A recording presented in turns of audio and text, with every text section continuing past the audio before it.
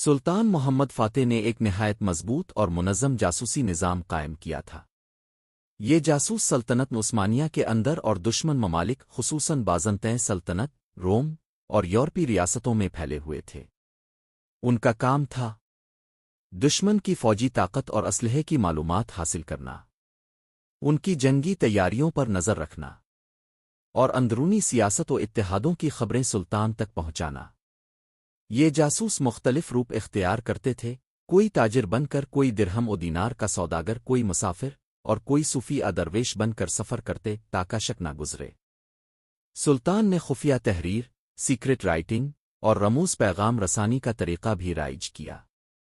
جاسوس اپنے پیغامات پتلی کاغذی چنٹوہے میں خطوط کے اندر چھپا کر خفیہ نشانات کے ذریعے بھیجتے تھے۔ کبھی کبھی نامعلوم سیاہی، انویزیبل انک، استعمال کی جاتی تھی جو صرف مخصوص حرارت محلول سے ظاہر ہوتی تھی۔ سلطان محمد فاتح نے تاجروں کو بھی اپنے خفیہ نظام کا حصہ بنایا۔ یہ تاجر سلطنت کے مختلف علاقوں میں سفر کرتے ہوئے دشمن کی معاشی حالت، فوجی نقل و حرکت اور تجارتی راستوں کے متعلق خبریں اکٹھی کرتے۔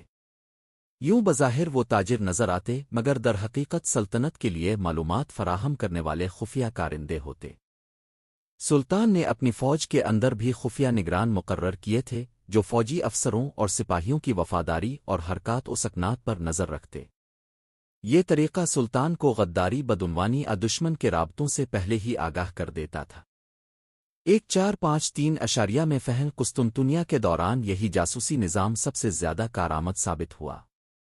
سلطان کو بازنطین دیواروں کی کمزور جگہوں، محافظوں کی ڈیوٹیوں اور شہر کے اندرونی حالات کی ٹھیک معلومات تھیں۔